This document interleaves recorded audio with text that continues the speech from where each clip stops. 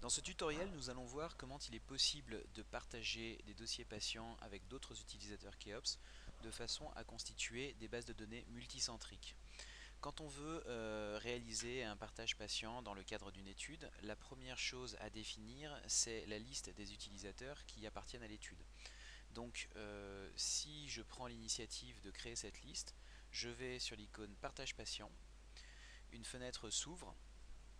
Elle me permet de consulter une liste de patients qui correspond à l'ensemble des patients soit que j'ai mis en partage, soit que d'autres personnes ont mis en partage avec moi.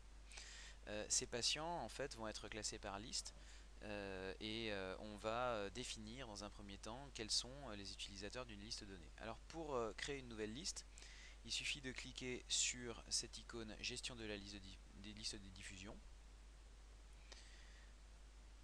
Cela ouvre ici une fenêtre dans laquelle je peux créer une nouvelle liste de diffusion. Je vais donner un titre à cette liste.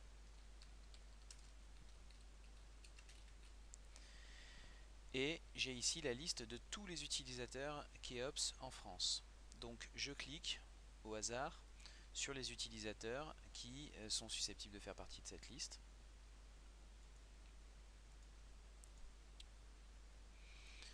Donc en ayant cliqué sur ces utilisateurs-là, cette liste aujourd'hui existe. Elle rassemble mon compte plus les utilisateurs qui ont été cochés.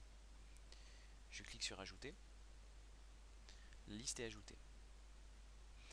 Si maintenant je reviens dans Keops, chacun de mes patients peut être mis en partage sur cette liste ou sur d'autres listes. Si je clique sur l'icône qui est dans la colonne de gauche ici, qu'on voit ici en transparence, par exemple si je veux partager Claude Puel, on voit qu'il y a un certain nombre de listes. Pour certaines d'entre elles, je suis l'auteur, c'est moi qui les ai créées. Donc on a pour chacune de ces listes, quand on passe la souris dessus, les utilisateurs associés. Donc si je veux partager ce patient avec tous les utilisateurs de la liste démo 2 que je viens de créer, je clique sur liste démo 2, je mets un titre à mon cas,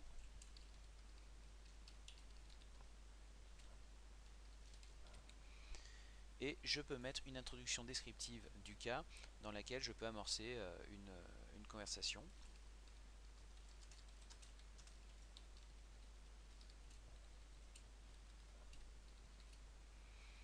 Et je mets en partage. Donc à présent, si les utilisateurs qui appartiennent à la liste que j'ai utilisée pour mettre en partage ce patient se connectent à leur compte et vont dans Partage patient, ils vont voir ce patient, le dossier complet de ce patient. Donc ici, je le retrouve ici, le 2184. Ils pourront consulter ce dossier. Donc ils l'auront dans la liste.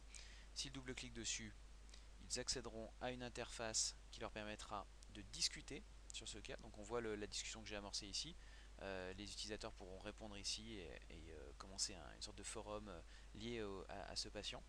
Et ils pourront également accéder au cas, donc au dossier patient.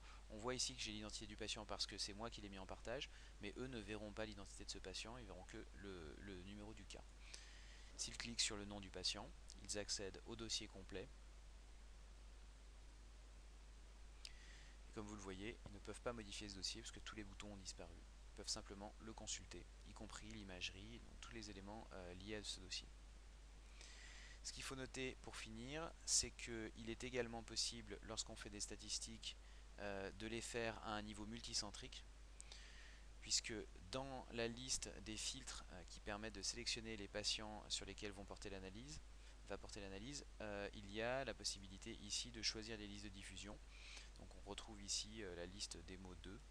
Et si je sélectionne cette liste démo 2 dans le menu, les statistiques que je vais faire à partir des extractions Excel ou des statistiques sous forme de graphique vont porter sur l'ensemble des données qui ont été mises en partage au sein de cette liste démo 2.